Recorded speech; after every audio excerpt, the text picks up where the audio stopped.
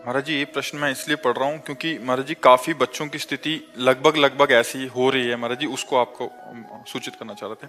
महाराज जी, अभी मैं 18 साल की पूरी हुई। महाराज जी, मैंने शराब एवं सिगरेट का भरपूर सेवन किया है। नशे की दवाई अपनी दादी को पिलाई ताकि एक पुरुष को अपने घर बुला सकूं। मैंने अपनी दादी के कान के जेवर गिरवी रखकर कई पुरुषों का संग और सारे दूरदर्शन किए। जब ये बात माता पिता को पता लगी तो उन्होंने महाराज जी फोन छीन लिया।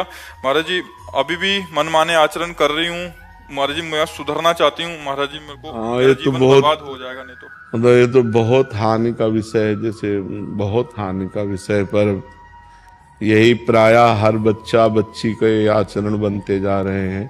ये जो गर्लफ्रेंड बॉयफ्रेंड एक नशा चला, इसी से सब हमारे बच्चे कॉलेज में प्रायः ऐसी स्थिति प्रायः सब मतलब बहुत कठिन है, बहुतों का प्रश्न है और सबकी लगभग हम देख रहे हैं। इसमें हम इसलिए असमर्थ हैं कि अगर आप सुधरना ना चाहो तो आपको कोई सुधार नहीं सकता। और आप सुधरना चाहो, मान लो अभी कहीं ना कहीं आप में पवित्रता बकाया है, तब आपकी हिम्मत आई, आप सभा में अपनी बात रख पाई हैं। अगर पूरी अपवित्र अंतःकरण की वृत्ति होती तो आप बोल ही नहीं सकती थी। जी पहले नाम जब होता था, आपके सत्संग में सुनते थे, पर जब से ये बुरे आचरण होने लगे सब छूट गया। आप पहले तो नियम लो कि कभी शराब नहीं पियोगी, ठीक है। दूसरी बात, अब तक जो हुआ सो हुआ, अब किसी पुरुष का संयोग नहीं करोगी। जब तक ब्याह ना कर लो तब तक पुरुष का संयोग, समझ रहे हो। हमारी पहली बात, शराब नहीं पियोगी। सिगरेट भी, शराब सिगरेट जो भी है व्यसन है, मतलब जो व्यसन है उनको, मतलब शराब का तात्पर्य है ड्रग्स है, हुक्का है, सिगरेट है, जो भी व्यसन है वो व्यसन नहीं करोगी। हमारी बात मान लेना।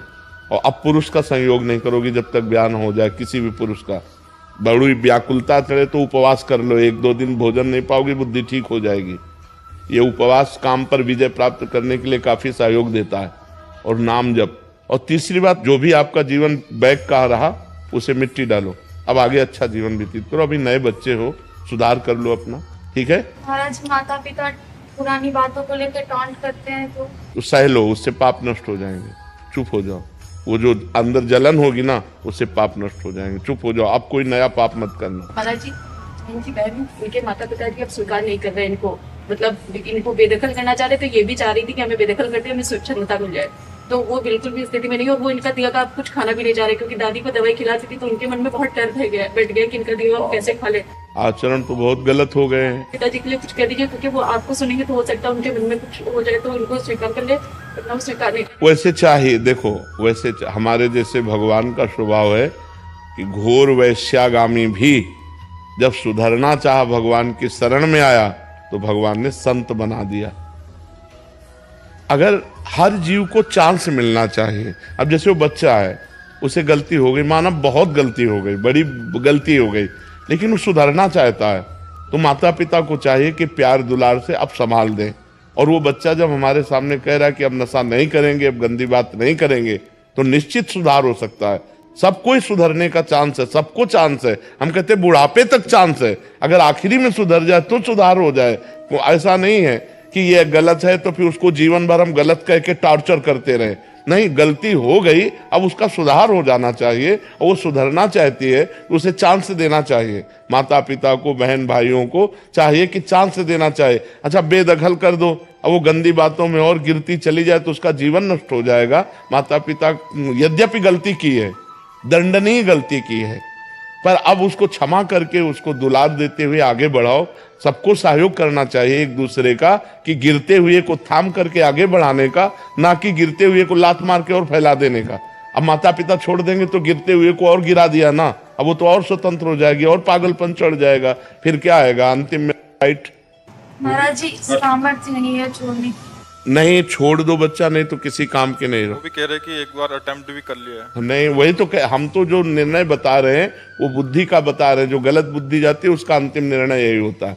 सुधार लो, आज जो हम कह रहे हैं मान लो, नहीं तो इसके बाद वो दुर्गति होगी। यही नहीं, नरक में दुर्गति होगी और अन्य जीवों में जब बनोगी तो दुर्गति होगी। अभी मनुष्य हो सुधार सकती हो, कैसे नहीं सुधार सकती? कैसे सामर्थ्य नहीं? ऐसे कैसे कि तुम शराब पीती हो, सिगरेट पीती हो और अपनी दादी को तुम नशा दे करके व्यभिचार करती हो? ऐसी तुम्हारी हिम्मत कैसे हो गई? धिक्कार तुम्हारे मनुष्य शरीर को।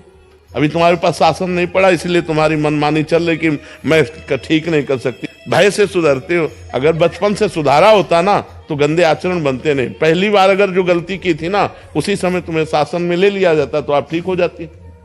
अब मनमानी आचरण, अरे बूढ़ी दादी, उनको अब पौष्टिक वस्तु पानी चाहिए कि उनको बेहोश करने वाली चीज पानी चाहिए?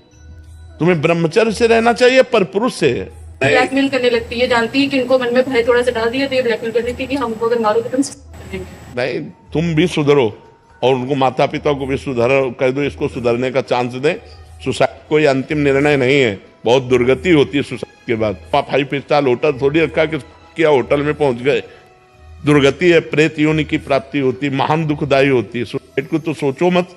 अपने आचरण को सुसाइड कर सकती हो, शराब नहीं छोड़ सकती, व्यभिचार नहीं छोड़ सकती, गंदे आचरण नहीं, नाम जप करो और सुसाइड की कभी सोचना मत। और माता पिता से कह दो कि एक बार क्षमा करो, उसको अच्छे मार्ग में चलने का चांस दो।